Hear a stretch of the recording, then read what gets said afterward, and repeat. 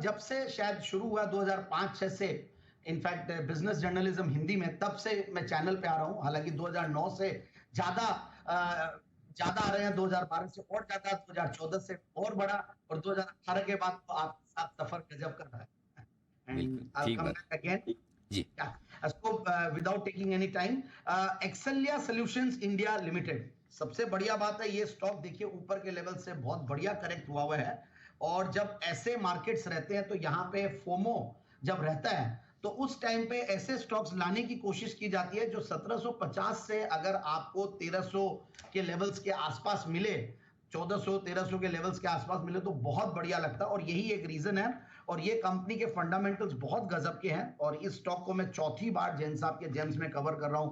हो सकता है 10 की कमाई में भी किया हो और पहले बार बार किया हो, तो इसलिए हो सकता है हमारे क्लाइंट्स के पास, हमारे जो इंडिपेंडेंट जो भी एसोसिएट्स हैं उनके पास ये हो सकता है। तो और मैं ये कहूंगा कि मैंने हर बार इस स्टॉक को दिया है, रीजन कई है सारे। और सबसे बढ़िया बात है, बीच में ये काफी अफेक्टेड था ये कंपनी या ये इंडस्ट्री, ग्लोबल एयरलाइन और travel industry, but post corona देखते हैं रिवेंज कंजम्पशन और एयरलाइंस में ग्रोथ और क्रूड ऑयल अगर नीचे आता है तो किस तरीके से ये सेक्टर बढ़ा।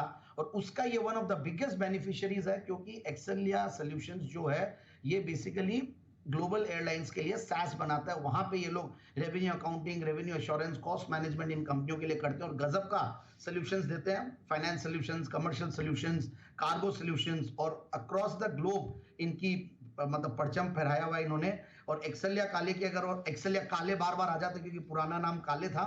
ये करीब 11 कंट्रीज में इनका ऑपरेशंस है, फुटप्रिंट्स है।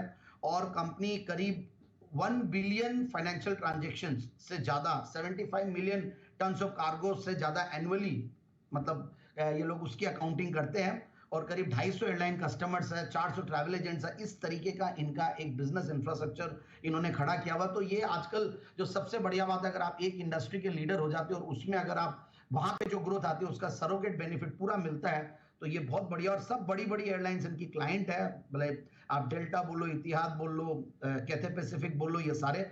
और मैं अब चेंज ऑफ ऑनरशिप की बात करूं तो चेंज ऑफ ऑनरशिप देखिए अच्छा खासा हुआ था। और अब कंपनी में वार्बर पिनकस था एक मेजॉरिटी शेयर होल्डर, फिर उसके बाद 2019 में विस्टा इक्विटी पार्टनर्स ने टेक ओवर किया। तो अब मैं वापस से शेयर होल्डिंग की जब बात करूंगा तब बताऊंगा कैसे और दूसरे लोग हैं इसमें। अब 1950 करोड़ 2000 करोड़ की सिर्फ कंपनी है, 17 के पी मल्टीपल पे एक अच्छा खासा आईटी स्टॉक मिल रहा है हमें।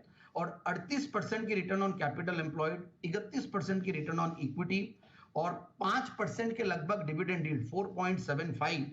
और कंपनी की सबसे बढ़िया बात यह है कि बीच में चूंकि कोरोना के दौरान थोड़ा सा अफेक्टेड हुआ था तो उसकी वजह से इनकी कैगर वगैरह थोड़ी सी चेंज हुई है। बट अब देखिए पिछले 4-5 क्वार्टर से मार्च 2022 ऑनवर्ड्स गजब का कर रही है।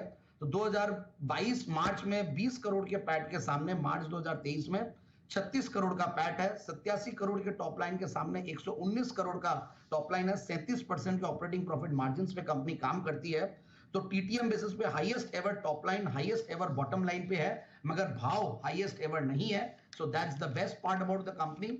और मैं शेयर होल्डिंग पैटर्न की जैसे बात कर रहा था तो 74-75% एक्सेलिया होल्ड करती है। फिर इनका एक और ये एक्सेलिया ग्रुप बिडको जो उनकी शेयर होल्डिंग है, और डीआईआईज और एफआईआईज का बहुत ज्यादा होल्डिंग तो नहीं बोलूंगा, 1-1.25% के लगभग है। बट पब्लिक शेयर होल्डिंग में कुछ बढ़िया नाम है जिन्होंने पिछले मार्च में भी अपनी शेयर होल्डिंग को बढ़ाया। So that's a very good point.